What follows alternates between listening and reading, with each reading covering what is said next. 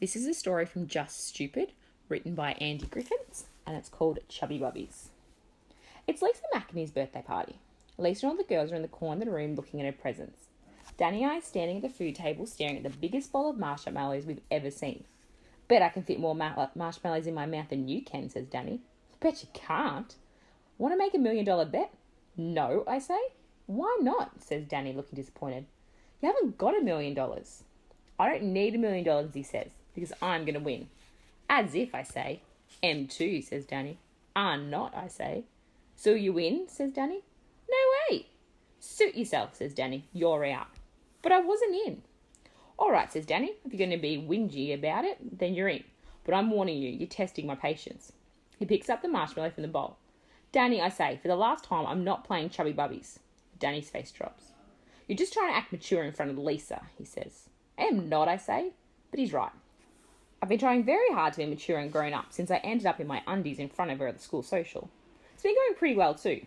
Not that she's talked to me that much, but she did invite me to a party, which is a good sign. Know what else I think, says Danny? What, I say. You're a wuss. I am not, I say. Wussy boy, chants Danny. Andy's a wussy boy. Quit it, I say. But Danny doesn't let up. He's getting louder and louder. There's only one way to stop him. I take a marshmallow from the bowl and put it in my mouth. One chubby bubby, I say. Danny looks at me with his eyes and smiles. He takes 2 marshmallows from the bowl and puts them both in his mouth. 2 chubby bubbies, he says. It's on. I take 2 marshmallows from the bowl and put them in my mouth. The marshmallows are making my mouth water, but there's no way I'm going to swallow them. I can't afford for Danny to start singing the Wussy Boy song again. Lisa might hear. 3 chubby bubbies, I say. 4 chubby bubbies, says Danny. I look across at Lisa and the other girls. They're busy with the book I gave Lisa for her birthday. It's called How to Find Your Perfect Partner Through Palm Reading. It's not a very good book, because when I checked my palm against the picture of the perfect lover's palm, it looked nothing like it. It does now, though. I fixed the picture up with a black pen. When Lisa comes to check my palm, which I know she will, because girls are very curious about that sort of stuff, she's going to discover that I'm a perfect partner. But first, I have to make Danny be quiet. Come on, he says, your turn. I put 2 marshmallows into my mouth. 5 chubby bubbies. It's getting very hard to say chubby bubbies, but it is that point of the game. Danny picks up a handful of marshmallows. He counts them out and stuffs them all in his mouth. 10 chubby bubbies, he says, although it sounds more like 10 chubby bubbies. I take an even bigger handful. I poke them one by one to the corners of my mouth, way down into the bottom of my cheeks, one by one into the space between my gums and the top of my lips. I flatten them and paste them across the roof of my mouth, one underneath my tongue, others moulded around my teeth. Chubby bubbies, I say. Only it doesn't sound like that. It doesn't sound like anything, well, nothing human anyway. I've got to admit that I'm feeling pretty proud of myself. Danny's eyes are wide. He's wondering how he's ever going to top my effort. Somebody taps me on the shoulder and I almost swallow the lot. That was close. I turn around. It's Lisa and Roseanne. Lisa is clutching a book. Hi, Andy, says Lisa. Are you having a good time? Why don't you have to pick right now to start talking to me? Right now, when I've got 15 marshmallows in my mouth.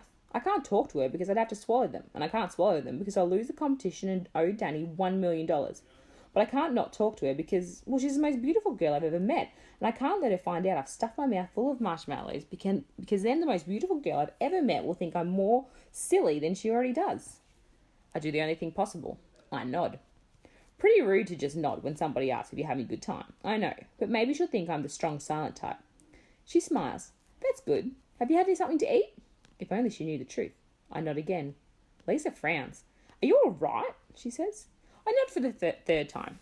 I give her a thumbs up and try to smile appreciatively, without letting the 15 marshmallows erupt from my mouth. Can I ask you something? She says. An idea comes to me. I can't swallow the marshmallows, but maybe I can take them out for a while. We can resume the game later. I pretend that I'm going to sneeze. I turn away from the table. Chew! I sneeze the marshmallows right into my hand, wipe my mouth and turn my face back to Lisa and Roseanne. Bless you, says Lisa. Thanks, I say. What did you want to ask me? She blushes and looks shy. Can we see your palm? She says. Sure. I hold out my left hand. She shakes her head. No, I need your right hand, she says. I can feel the wet stickiness of the 15 half-chewed marshmallows dripping through my fingers. It's not a nice feeling. I don't think Lisa really needs to see this. You don't want to see my right hand, I say. Yes, I do, says Lisa. The book says that the right hand gives a more accurate reading. Not in my case, I say. My left hand is much better, isn't it, Danny? He nods. It's not like he can really do anything else. Andy, says Roseanne, just show us your right hand. I'm going to have to show them my hand, but not with the marshmallows. I turn away from them, slip the gooey mess into my jacket pocket, and wipe my palm on my jeans. I hold it out flat. Thank you, Andy, says Lisa. She takes hold of my hand. It's still moist and sticky from the marshmallows, but she doesn't seem to notice. She's too busy comparing it with the picture in the book. Good heart line, says Lisa to Roseanne. Strong lifeline, says Roseanne to Lisa. It's very promising, says Lisa. She gives me the most beautiful smile and lets go of my hand. She obviously noticed the similarity between my palm and the picture in the book. Funny about that. Lisa and Roseanne rush back to the other girls. Danny shakes me. He points at his mouth. He points at my pocket. He points at my mouth. He wants to get on with the game. Okay, I say. I take the molten mass out of my pocket. It's not quite as white as it was before. There's blue fluff and bits of sand embedded in it. But unappealing as it is, I have to put it back in my mouth. The thought of owing Danny $1 million is much worse. I cut my hand over my mouth and suck the marshmallows back in. It makes me want to be sick, but I stifle the urge. Danny's holding up 6 marshmallows. If he can put them all in his mouth, he'll be one ahead of me. He pushes them in with ease. The interruption has given him some advantage. His marshmallows have melted more than mine. But that's fair. It was me who stopped. 15 subby, he says, white juice spilling out of the corners of his mouth. I take another 2 marshmallows and squash them in the palm to make them as small as possible. I poke them into my bulging mouth. 17 subby, I say. 17? That must be a world record. Danny will never beat this. But he pushes another one to his mouth, and another, and another, and another. That's 20. That's incredible. But I'm not through yet. I push one in. My bottom jaw feels like it's going to come apart from my top jaw. I push another in.